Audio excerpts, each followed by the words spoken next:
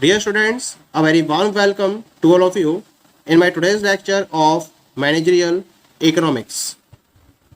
In today's lecture, we will discuss upon the topic Theories of Profit. यानी कि आज के लेक्चर में हम प्रॉफिट के रिगार्डिंग डिफरेंट थ्योरीज को डिस्कस करेंगे। इकोनॉमिक्स में प्रॉफिट की थ्योरीज के रिगार्डिंग 8 इंपॉर्टेंट थ्योरीज को हाईलाइट किया गया है। क्या क्या है ये 8 theories? The first one is the rent theory of profit, second one wage theory of profit, third one marginal productivity theory of profit, fourth one dynamic theory of profit, the fifth one is the risk bearing theory of profit, sixth one is the uncertainty bearing theory of profit, seventh one is the modern theory of profit and eighth one is the innovation theory of profit. यानी कि profit की theories के regarding हम इन 8 important theories को properly discuss करेंगे और ये जानेंगे कि किस तरीके से प्रॉफिट को इन थ्योरीज के बेसिस पर डिटरमाइन किया जाता है। The very first one is the rent theory of profit. This theory was developed by an American economist Francis L walker. एक फेमस अमेरिकन इकोनॉमिस्ट थे जिनका नाम था Francis L walker.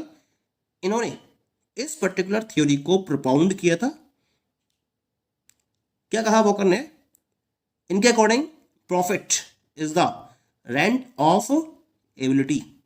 He has made a comparative study between different grades of land and entrepreneurs different abilities. Entrepreneurs of superior ability earns profits just as superior land earns rent। यानी कि इनके according अगर बात करें तो इन्होंने profit को ability of rent के नाम से बुलाया। यानी कि जिस तरह से हम लैंड को उसकी फर्टिलिटी पावर के रेफरेंस में उससे रेंट प्रोवाइड करते हैं, ऐसे ही इनके अकॉर्डिंग जो एंटरप्रेन्योर है इसको इसकी पर्टिकुलर सर्विसेज के एक्सचेंज में, क्योंकि ये अपनी फर्टिलिटी सर्विसेज प्रोवाइड करता है बिजनेस के लिए, तो इस पर्टिकुलर सर्विसेज के एक्सचेंज में इसको प्रॉफिट प्रोवाइड किया जाता है, जिस तरह से लैंड को रेंट प्रोवाइड किया जाता है। इन्होंने क्या करा था? डिफरेंट ग्रेड्स ऑफ लैंड और एंटरप्रेन्योर्स की डिफरेंट एबिलिटीज के बीच में एक कंपैरेटिव स्टडी को फोकस किया और उन्होंने ये बताया कि जिस तरह से हम डिफरेंट ग्रेड्स ऑफ लैंड के लिए अलग अलग रेंट पे करते हैं, यानी कि जैसे हाई ग्रेड लैंड है तो उसका रेंट ज्यादा होता है, लोअर ग्रेड लैंड है तो उसका रेंट कम होता है। इसी तरीके से इन्होंने कहा कि जिस पर्टिकुलर एंटरप्रेन्योर की एबिलिटी ज्यादा होती है वो प्रॉफिट ज्यादा अर्न करता है और जिसकी एबिलिटी कम होती है वो कम प्रॉफिट को अर्न करता है। तो इस तरह से वॉकर ने क्या कहा, इसको हम एक प्रॉपर वे में स्टडी कर लेते हैं। Just as there is the marginal or no rent land, similarly there exist a marginal or no profit entrepreneur who earns only wages of management. The marginal or no profit entrepreneur is the least efficient one, earning profit not beyond an amount just sufficient to keep him in present industry। यानी कि walker ने जो अपनी study करी और उन्होंने study के basis पर जो कंक्लूजन दिया, इसके बेसिस पर उन्होंने कहा कि जो रेंट है, जैसे कि marginal or no rent land की अवेलेबिलिटी होती है जो आपको जीरो रेंट प्रोवाइड करती है, या जिस लैंड का रेंट जीरो होता है उसे हम मार्जिनल या नो रेंट लैंड के नाम से बुलाते हैं। तो जिस तरह से marginal or no rent land की अवेलेबिलिटी होती है, उसी तरीके से मार्जिनल या नो प्रॉफिट एंटरप्रेन्योर भी एग्जिस्ट करता है जो केवल और केवल अपने मैनेजमेंट के रिगार्डिंग वेजेस को अर्न करता है। ये जो होता है जिसे हम मार्जिनल या नो प्रॉफिट एंटरप्रेन्योर का नाम दे रहे हैं, ये लीस्ट एफिशिएंट एंटरप्रेन्योर होता है जो केवल और केवल उतना ही प्रॉफिट अर्न करता है जो उसे प्रेजेंट बिजनेस या प्रेजेंट इंडस्ट्री में रहने के लिए जरूरी है उतने ही प्रॉफिट को अगर अर्न करता है तो हम उसको मार्जिनल या नो प्रॉफिट एंटरप्रेन्योर का नाम देते हैं, और ये लीस्ट एफिशिएंट एंटरप्रेन्योर होता है। जब हम मार्जिनल एंटरप्रेन्योर की बात करते हैं तो वो उसी तरीके से इंडस्ट्री को मैनेज करता है और रन करता है जिस तरह से मार्जिनल लैंड परफॉर्मेंस प्रोवाइड करती है। जिस तरह से एक पर्टिकुलर लैंड जो मार्जिन पर है या जो नो रेंट लैंड है, उसी तरीके से जो मार्जिनल एंटरप्रेन्योर है वो भी कोई प्रॉफिट अर्न नहीं करता। नो रेंट लैंड का मतलब होता है उसका रेंट जीरो होता है। इसी तरीके से जो मार्जिनल एंटरप्रेन्योर है उसका जो प्रॉफिट है वो भी नील होता है। इसके साथ साथ जो एंटरप्रेन्योर्स सीनियर या सुपीरियर एबिलिटी फॉलो करते हैं वो ज्यादा प्रॉफिट अर्न करते हैं अपनी एबिलिटी के रिवॉर्ड के बेसिस पर। अगर मैं नो प्रॉफिट एंटरप्रेन्योर से कंपेयर करूं तो नो प्रॉफिट एंटरप्रेन्योर के कंपैरिजन में उन पर्टिकुलर एंटरप्रेन्योर्स का प्रॉफिट बहुत ज्यादा होता है जिनकी एबिलिटी बहुत ज्यादा होती है। तो this is the saying of this particular theory. तो इस बेसिस पर हम कंक्लूड कर सकते हैं that the essential nature of profit is similar to that of rent as per this theory. तो जो इस थ्योरी के अकॉर्डिंग प्रॉफिट का नेचर है वो सेम वैसे ही है जैसा एक लैंड के रेफरेंस में रेंट के लिए नेचर को डिफाइन किया गया है, क्योंकि रेंट भी एक डिफरेंशियल सरप्लस होता है। जिस रेंट की सुपीरियरिटी जितनी ज्यादा होती है उसका प्रॉफिट भी उतना ही ज्यादा होता है। डिफरेंशियल सरप्लस की वजह से सुपीरियर लैंड का जो रेंट है वो नो रेंट लैंड के कंपैरिजन में ज्यादा होता है।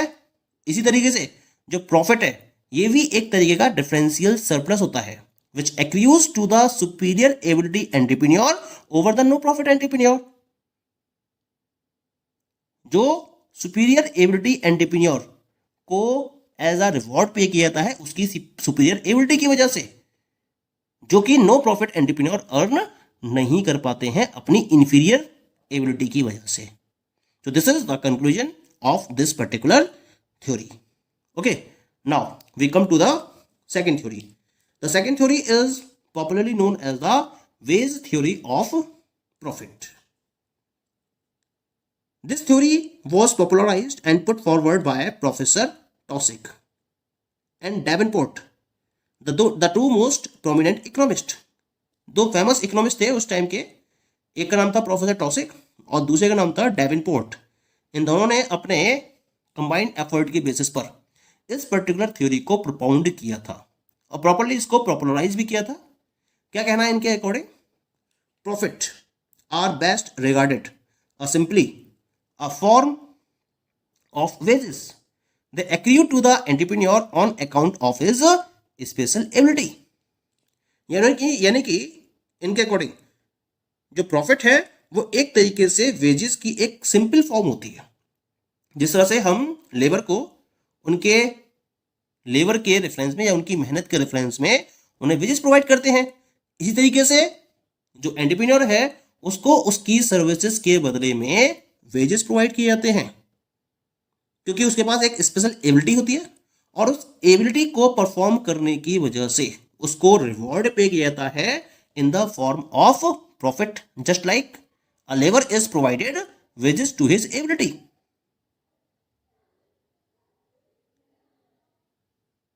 They have argued that there is very close similarity between a laborer and entrepreneur. Just as laborer receives wages for his services, similarly entrepreneur receives profit for his services. इन्होंने एक argument दिया कि जो एक लेबरर है और एक entrepreneur है दोनों के बीच में एक बहुत क्लोज सिमिलरिटी है। और वो क्लोज सिमिलरिटी क्या है? जिस तरह से लेबरर को अपनी सर्विसेज के बदले में वेजेस रिसीव होते हैं उसी तरीके से एंटरप्रेन्योर्स को अपनी सर्विसेज के बदले में प्रॉफिट्स रिसीव होते हैं। तो उन्होंने सिमिलर नेचर डिफाइन करा था और उस सिमिलर नेचर के बेसिस पर उन्होंने प्रॉफिट को वेजेस के इक्वलाइज किया। The entrepreneur performs mental labour like teachers, doctors, lawyers, etc. यानी कि जब मैं एंटरप्रेन्योर की बात करते हैं इस थ्योरी के अकॉर्डिंग, तो इस थ्योरी के अकॉर्डिंग जो एंटरप्रेन्योर्स हैं वो मेंटल लेवल का परफॉर्म करते हैं। जैसे कि टीचर्स हैं, डॉक्टर्स हैं, लॉयर्स हैं या डिफरेंट टाइप के प्रोफेशनल्स हैं, वो मेंटल लेवल परफॉर्म करते हैं। उसी तरीके से एंटरप्रेन्योर को भी मेंटल लेवल ही परफॉर्म करनी होती है, क्योंकि उसको बिजनेस की डिफरेंट टाइप की एक्टिविटीज़ को मैनेज करना है, डिफरेंट टाइप के रिसोर्सेज को एक प्रॉपर रेशियो में मैनेज करना है, फिर प्रोडक्शन एक्टिविटी को रन करना है, बिजनेस के रिगार्डिंग उसे डिफरेंट टाइप के डिसीजंस भी फोकस करने होते हैं। तो इस तरह से जो उसकी लेबर है वो मेंटल लेबर होती है। और इकोनॉमिक्स में दो टाइप की लेबर को डिफाइन किया गया है, एक तो होती है फिजिकल लेबर और एक होती है मेंटल लेबर। जब ये वर्कर्स की बात करते हैं तो वर्कर्स को इन्होंने फिजिकल लेबर की कैटेगरी में रखा है, लेकिन जो एंटरप्रेन्योर है इसको इन्होंने मेंटल लेबर की कैटेगरी में रखा है। लेकिन दोनों लेबर करते हैं, ये इस थ्योरी का मानना है। डिफरेंस क्या है इनके बीच में?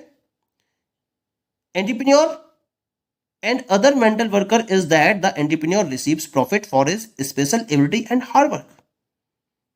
जब हम एंटरप्रेन्योर को बाकी और मेंटल वर्कर से कंपेयर करते हैं इस थ्योरी के अकॉर्डिंग, तो डिफरेंस क्या आता है निकल के कि जो एंटरप्रेन्योर है वो अपनी इस स्पेशल एबिलिटी और अपने इस हार्ड वर्क के लिए क्या रिसीव करता है? प्रॉफिट रिसीव करता है।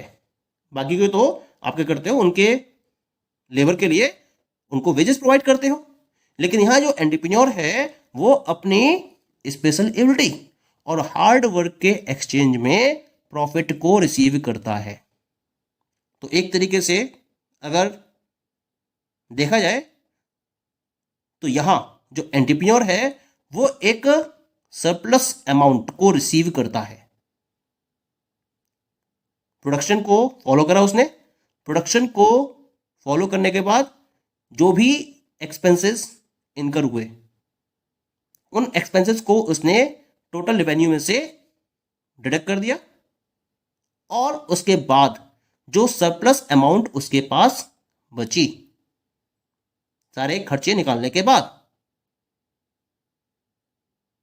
वो क्या कहलाएगा? वो इसका प्रॉफिट कहलाएगा। जबकि वेजेस क्या होते हैं? वेजेस एक तरीके से कॉस्ट ऑफ प्रोडक्शन का एक पार्ट होते हैं, क्योंकि फैक्टर्स को 4 पार्ट में डिवाइड किया गया है इकोनॉमिक्स के अकॉर्डिंग: लैंड, लेबर, कैपिटल और एंटरप्रेन्योर।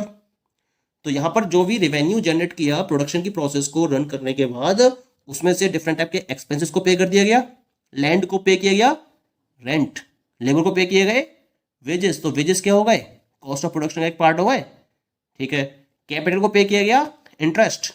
अब इन सारे रेवेन्यूज, इन सारे एक्सपेंसेस को जब रेवेन्यू में से डिडक्ट कर लिया जाता है, तो जो सरप्लस अमाउंट एंटरप्रेन्योर के पास बची, उस सरप्लस अमाउंट को प्रॉफिट का नाम दिया जाता है। लेकिन जब हम वेज की बात करते हैं तो ये कॉस्ट ऑफ प्रोडक्शन का एक पार्ट होता है। लेकिन जो ये थ्योरी है वो ये प्रोपाउंड करती है, ये कंक्लूड करती है कि जो एंटरप्रेन्योर है उसे अपनी स्पेशल एबिलिटी के एक्सचेंज में profit as a reward provide किया जाता है, उसी तरीके से जिस तरीके से एक लेबर को उसकी सर्विसेज के एक्सचेंज में वेजेस प्रोवाइड किए जाते हैं। Okay, so this is about the wages theory of profit. The next and the rest of the theories we will discuss in the next lecture. Okay, thank you.